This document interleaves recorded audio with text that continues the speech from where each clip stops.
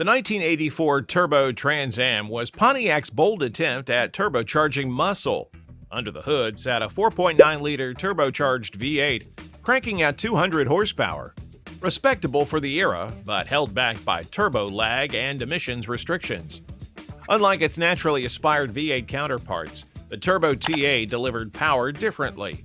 It didn't have the instant punch of a big block, but once the turbo came up, it surged forward with impressive mid-range acceleration.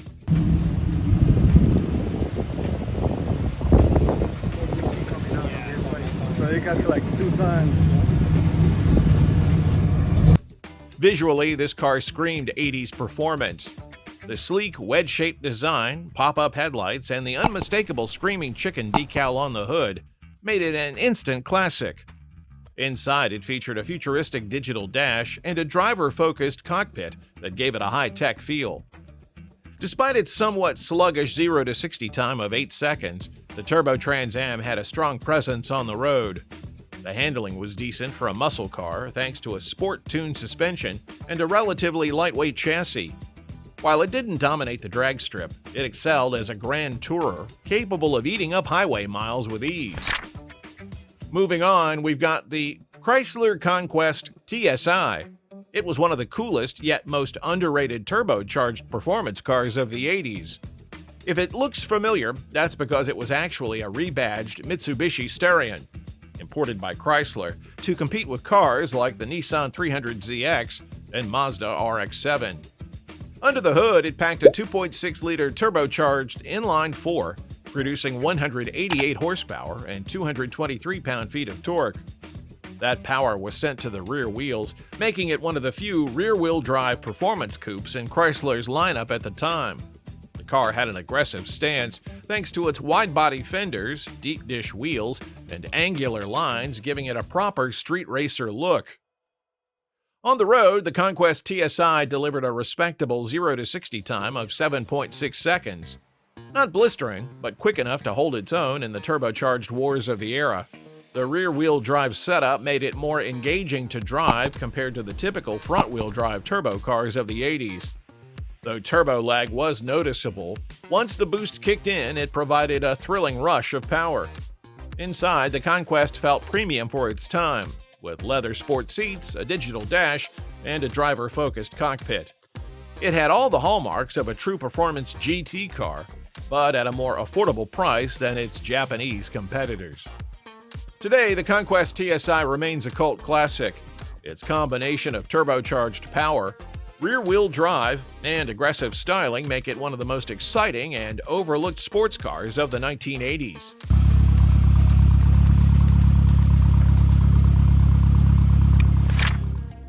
Next up on the list is the 1989 Shelby CSX VNT, a turbocharged front-wheel drive rocket. Built in limited numbers and packed with cutting-edge technology. It was one of Carroll Shelby's most underrated creations, blending performance and innovation into an unassuming compact sedan. Under the hood, the CSX VNT featured a 2.2-liter turbocharged inline-4, producing 175 horsepower and 205 pound-feet of torque.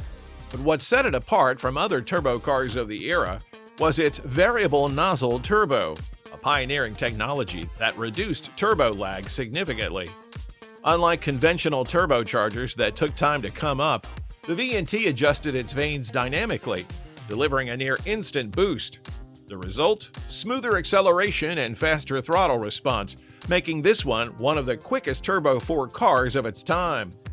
With a 0 to 60 mph time of 7.1 to 7.4 seconds, the CSX VNT wasn't just quick, it was a serious contender against V8-powered muscle cars of the era. Weighing just 2,700 pounds, its power-to-weight ratio made it feel even faster.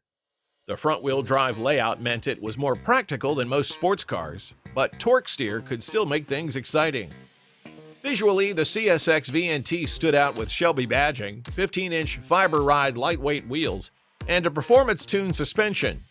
Inside, it came with sport seats and a unique gauge cluster, emphasizing its high-performance nature. Only 500 units were ever built, making it an ultra-rare piece of Shelby history. Ever wondered what Carroll Shelby can do when he puts in all his efforts? That's what this next car we have to talk about is all about.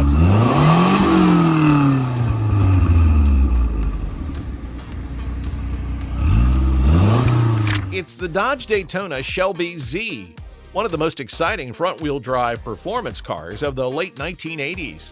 It combined turbocharged power, aggressive styling, and Shelby-tuned performance, making it a standout in Dodge's lineup. Under the hood, the Daytona Shelby Z featured a 2.2-liter turbocharged inline-4, producing 174 horsepower and 200 pound-feet of torque.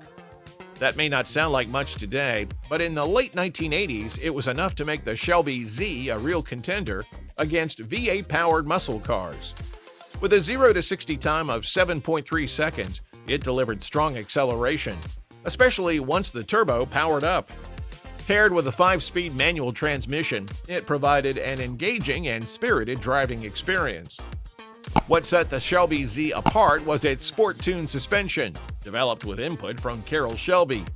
It featured larger sway bars, upgraded shocks, and a more aggressive chassis setup, giving it sharper handling than most front-wheel drive cars of the era. It even came with 4-wheel disc brakes, an uncommon feature in its class at the time. Visually, the Daytona Shelby Z looked like something out of a sci-fi movie. It had an aerodynamic wedge shape, pop-up headlights, and bold Shelby graphics. The available T-top roof added to its cool factor, letting drivers enjoy open-air cruising. Inside, it had sport bucket seats, a digital dashboard, and a leather-wrapped steering wheel, making it feel like a true driver's car.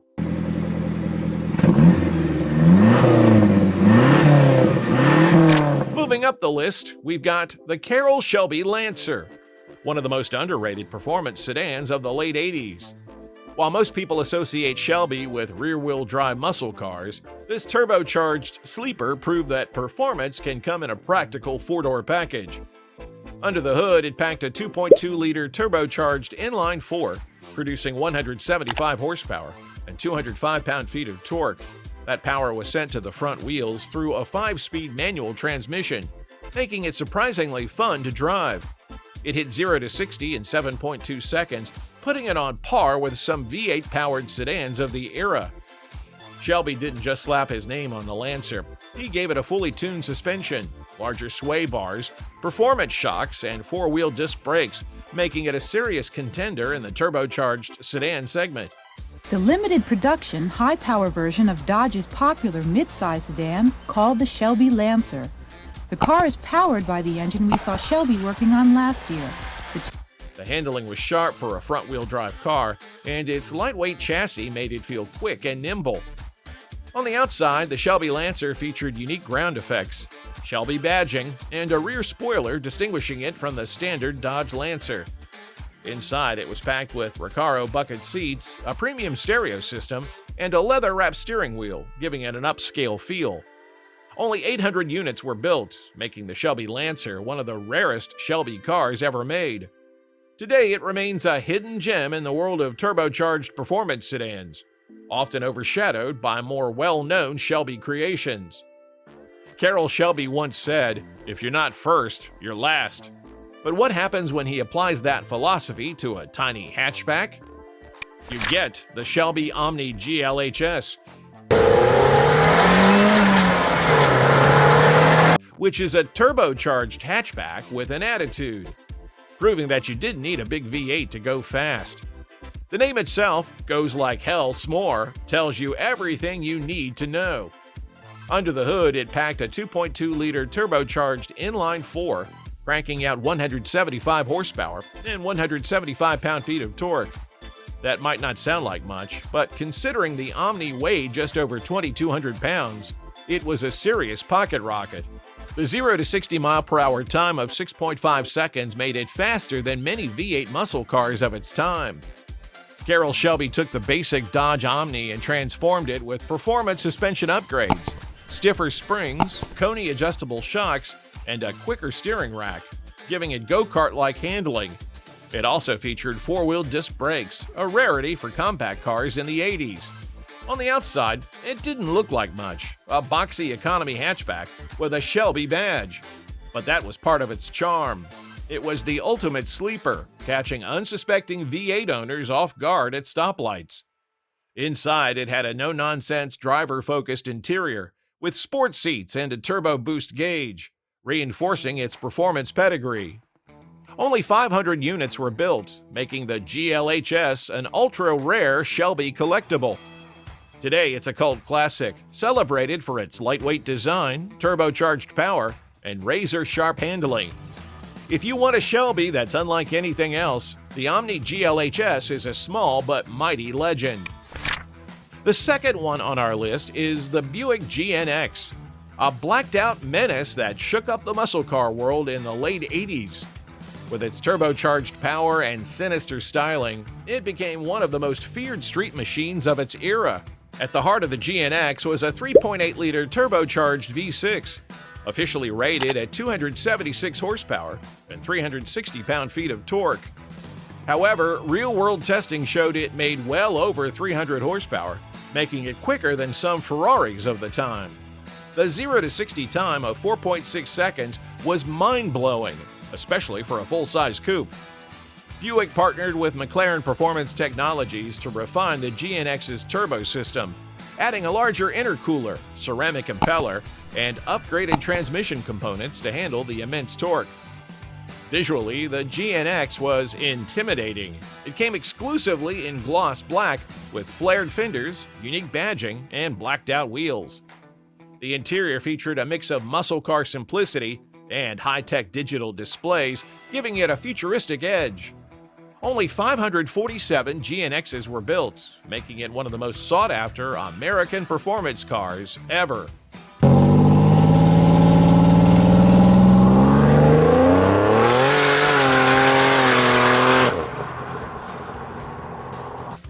What if I told you that in 1988, a Corvette shattered the world speed record, outrunning supercars from Ferrari, Porsche, and Lamborghini?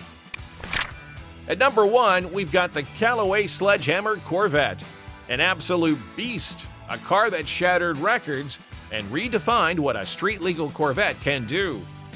Built as a high-speed experiment, the Sledgehammer was based on the C4 Corvette, but heavily modified by Callaway Cars, a company known for extreme performance tuning.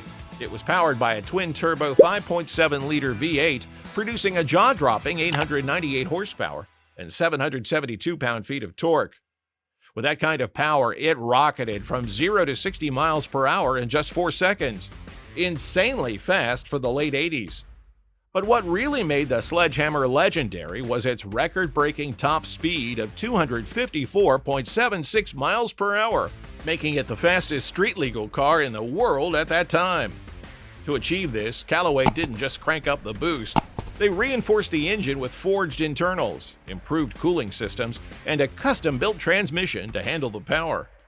The aerodynamics were also fine-tuned, with a low-drag body kit, a deeper front air dam, and a massive rear wing for stability at high speeds. Inside, the Sledgehammer was surprisingly comfortable, featuring leather bucket seats, a full interior, and even air conditioning. A true grand tourer with hypercar performance. Only one Sledgehammer was ever built, making it a legendary one-off in automotive history. While it never went into production, it proved that the Corvette could compete with the world's fastest supercars and win.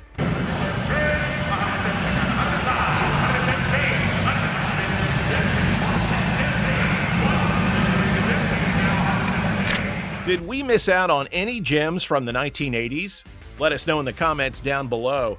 And while you're at it, make sure you smash that subscribe button and hit the bell icon so you never miss another